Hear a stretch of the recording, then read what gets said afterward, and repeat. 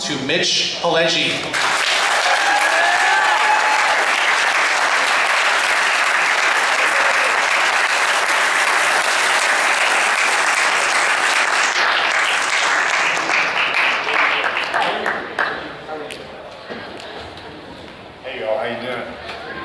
Okay, so first questions first. How's Monster Mania treating you? It's fine. I really dig it because it's kind of a it seems to be a lot more intimate than a lot of the big ones, and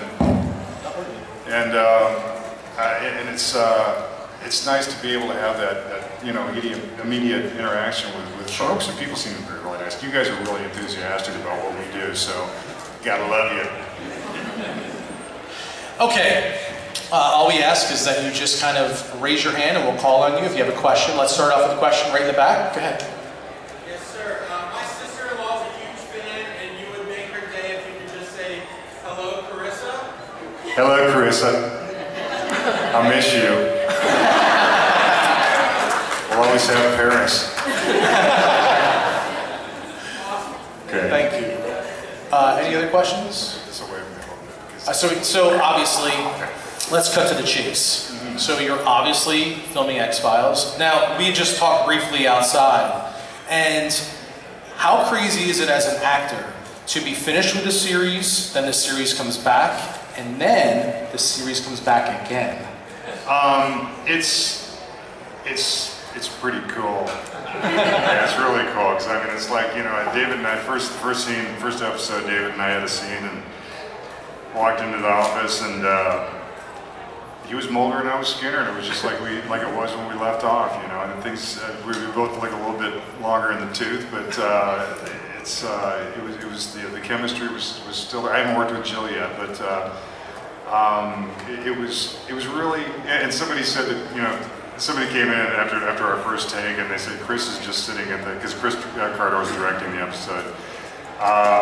And somebody said Chris is just sitting at the monitor with this big, stupid smile on his face, and it's like, what are you smiling about? He's like, just pointed at the monitor. It's like, so he was very happy about seeing these characters come back to life. You know? It's got to be refreshing to know A, that your character has survived, and B, that you have like your replay value more or less, that you're continually there. The fans are the ones that are really asking for the series to come back, so that's got to be very rewarding as an actor. Well, I mean, it is, and you know, Netflix is a huge part of that. The fact that they ran the series for so long, and people, you know, Fox looked at that and saw how evident it was that the show's popularity had sustained over all this long period of time.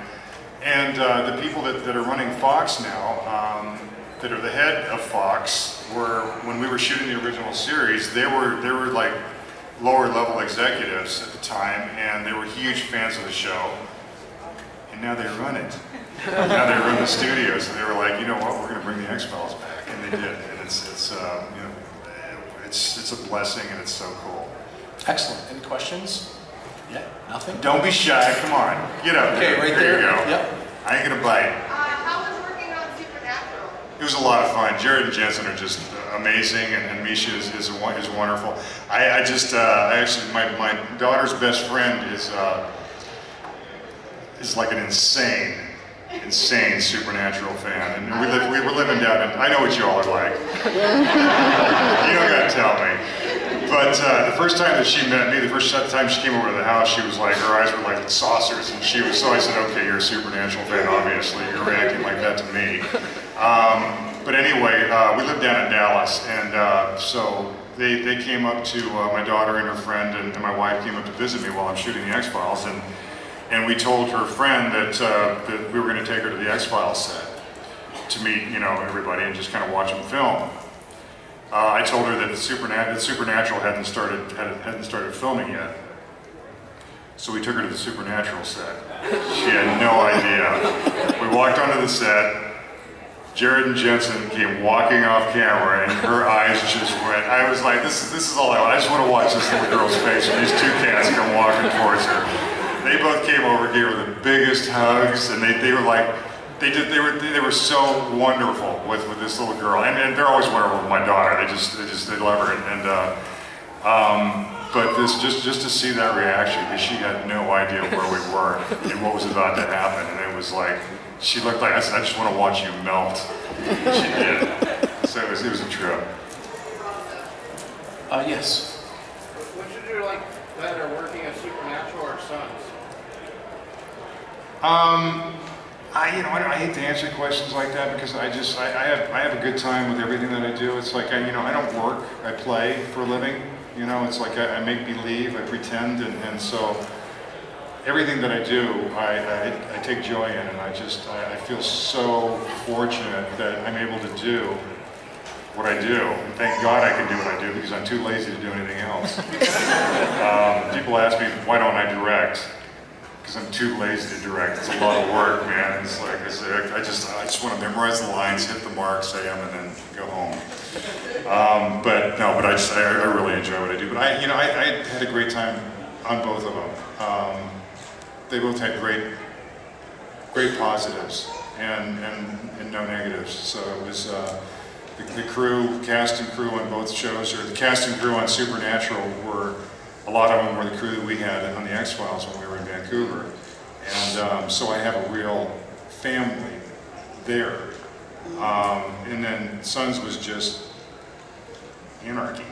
It was great. It was fun. Everybody was so cool. Yes. What do you think is the chemistry that resonates with people that have a desire with another generation of them connecting with X-Files to give it that kind of life and that fusion of a life form, for it to repeat that return, because I think it might be groundbreaking, because I don't know if any other show has had 3 times to come back like that. That's a good question. This series has resonated with fans over several generations now. I'll give you an example. Once again, my daughter. I had some friends over to the house, and they were like 13 years old. This was several years ago. And the whole time they were there, they were very quiet and very, just kind of, and after they left, I said to my daughter, I said, did your friends think I was weird or something? Or they were very quiet. And she goes, no, Daddy. As soon as they walked out the door, they whipped her around and said, you didn't tell us your dad was Skinner.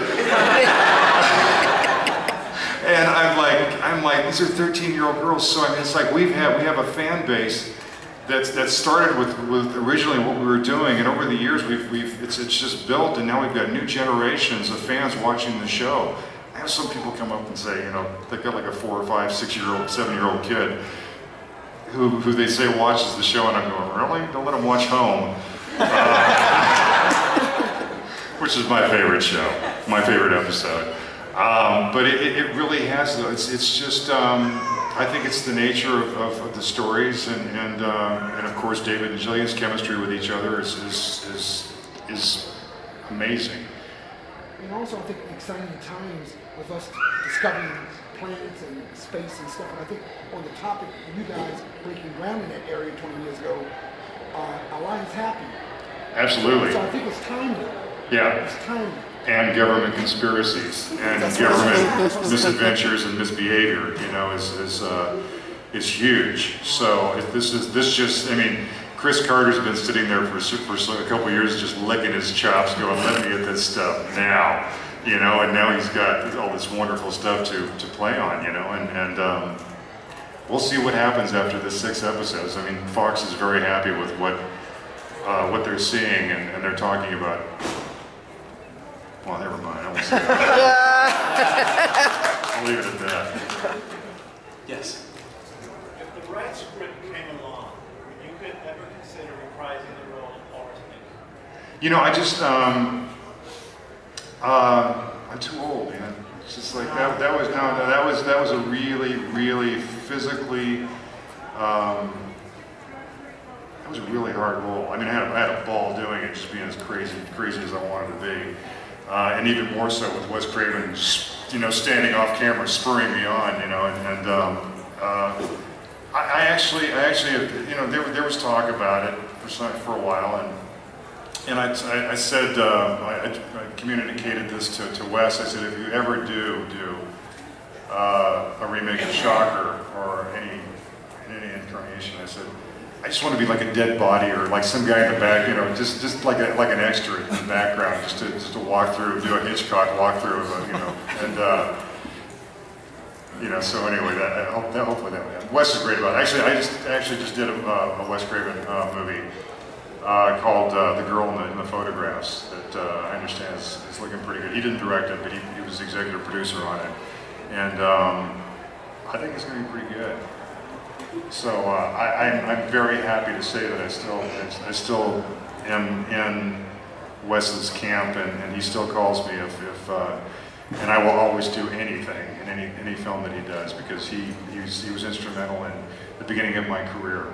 He and Chris Carter are probably the two most instrumental people in my successes, whatever success I've had as an actor. But I ain't doing Pinker again, man. It's too hard. My body's still hurting from doing some of that stuff. I do have a question about Shocker. When Shocker came out, do you think it?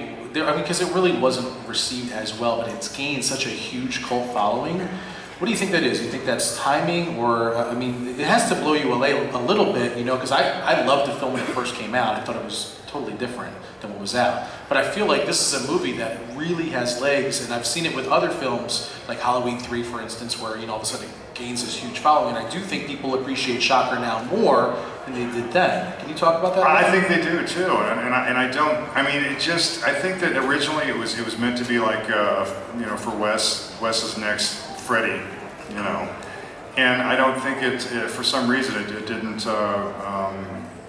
The audiences just didn't receive it the way that they had hoped it would be received. I think the special effects. We had a problem with the special effects because the guy who was doing the special effects kind of went haywire, and at the last minute all of a sudden said, I can't do it. So it ended up taking its toll on a lot of the stuff. After Pigger gets electrocuted, all the stuff going through the circuits and all that stuff, it wasn't done. I mean, I think if they did it now, I think the special effects would be really cool. I mean, they could do some amazing stuff, but I thought it was very, I mean, I don't know what you guys think, but whoever saw it, you know, thought about it. The time that it was filmed. Did you think it was? Yeah. Like, I've been watching this since I was a kid. Yeah.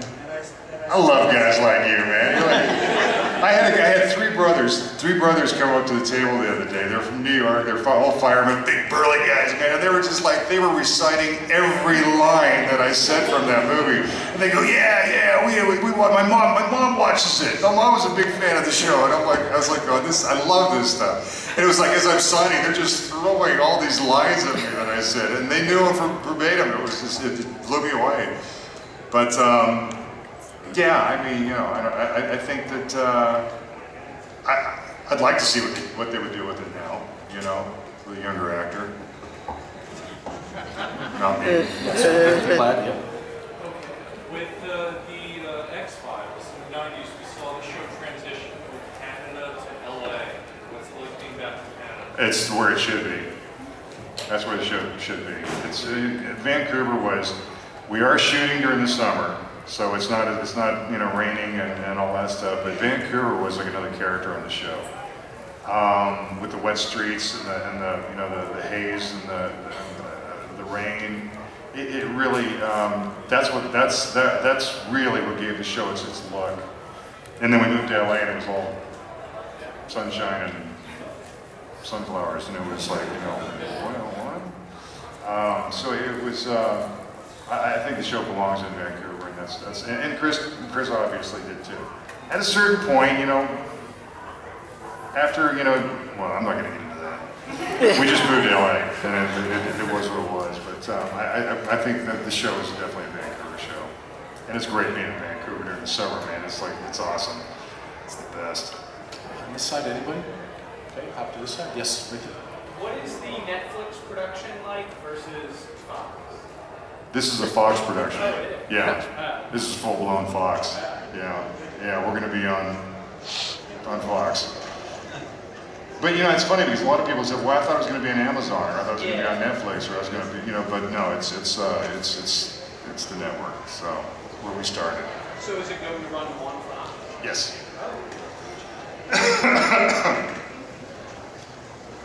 Yes. So So I actually found out that you were going to be here because I was watching the X-Files, saw the Brad Dourif episode, looked for his autograph sessions, and you were here. I was stoked about it.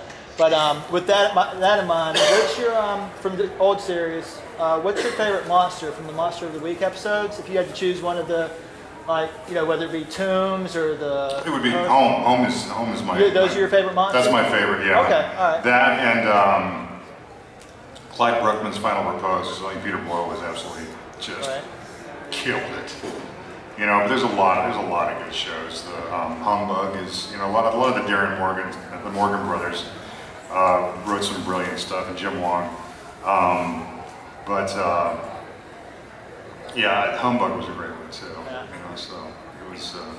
I mean, it's a hard question to answer because there's so many good ones, but the one that really struck me was, I mean, when I watched it was Home, and I was like, oh yes. I started my rewatch on that one. This is sick. This is good. Drag that mother out from under the bed. Yeah, that her boys. Yes, in the blue. Could you share with us some stories from some You know, it was always, I always had such a, well, I'll tell you one thing, we would have table reads before every episode. And I didn't do Sons as much as I would have liked to have done. I was, unfortunately, I was very busy doing a lot of other stuff, so they couldn't write for Darby, because they didn't know if I was going to be available. So they started bringing a lot of other white supremacist cats in,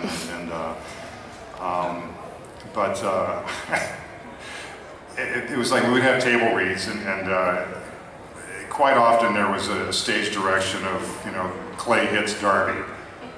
I think he hit me almost every episode. It was like, so we're reading it, and they always have a separate person reading the stage directions. You know, all the actors read their lines, and then they have somebody else reading all the stage directions.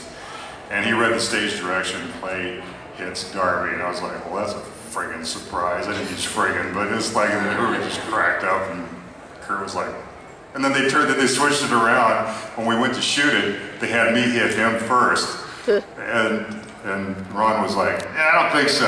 I don't think so. Darby's not gonna. What's that? I was like, chapter tape, were the leads around that? No. They were in this really small room in the production offices. I mean, and they had like it was in a U shape. And it got to the point, I mean, when we first started, from the first episode, they were like, you know, we were all on the outside, and then all the assistants and stuff kind of sat against the wall. And then the last episode I did, there were so many actors on the show. When Jimmy Smits was doing it, and I mean, there were like so many actors that it was like, the outside of the table was lined with actors, the inside of the table was lined with actors, and then you had all these, you know, other executives and people sitting on the outside, so the room was, they never changed the room, I don't know why, but it was always the same room, and it was just packed, you could hardly even breathe. But those things were always fun. They were always fun to do the table reads. Sons was a lot of fun to work on, and the character that I played, being a white supremacist meth dealing pimp, trifecta for you.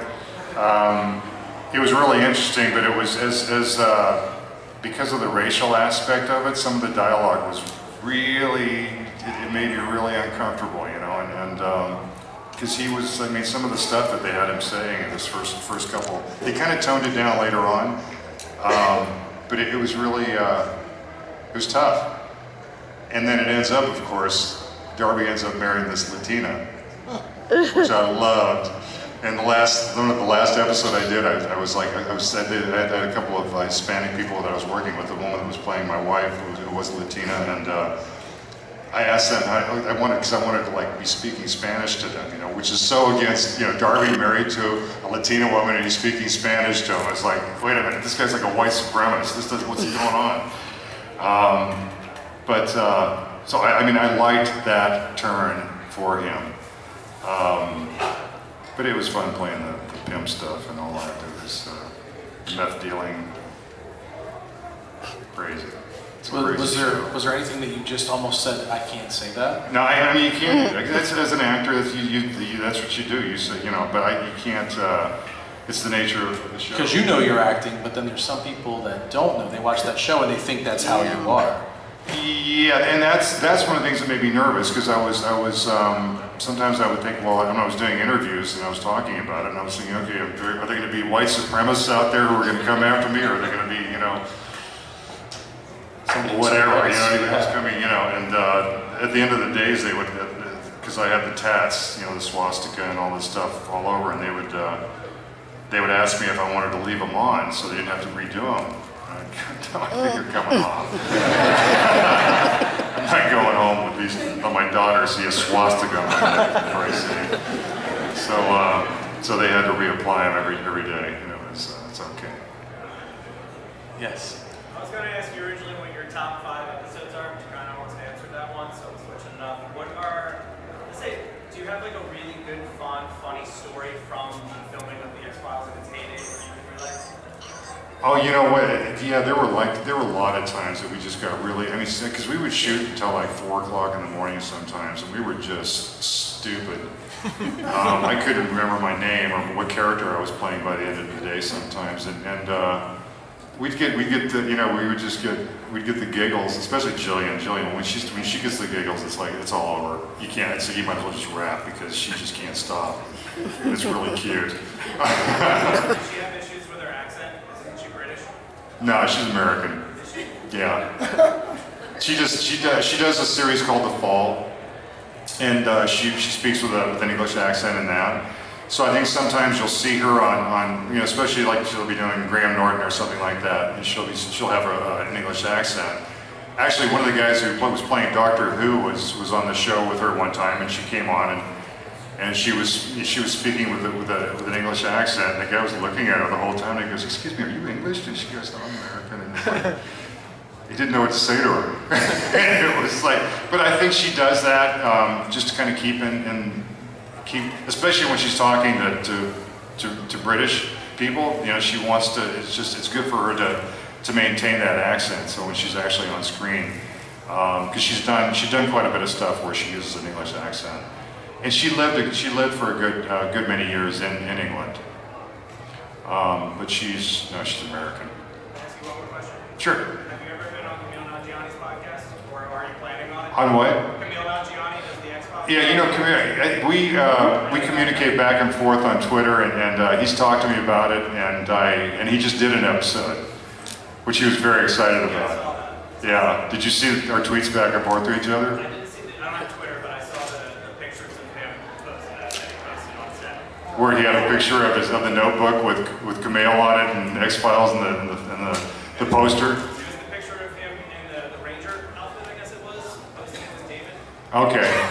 Well, he said when we go to work, when we go up to Vancouver, they always give us like a welcome thing that's got the script, it's got, you know, the cast, crew, phone numbers, you know, places to eat, places to go, all that stuff. And on the front of it was this really great, it's the poster from Mulder's office, and it had his name, you know, and really nice graphics, and the X-Files. It's really a cool notebook, and he took a picture of it and he posted it, and he was like very proud of it. And so I took like this crumpled up piece of paper, and I slid my notebook cover out, and I took this piece of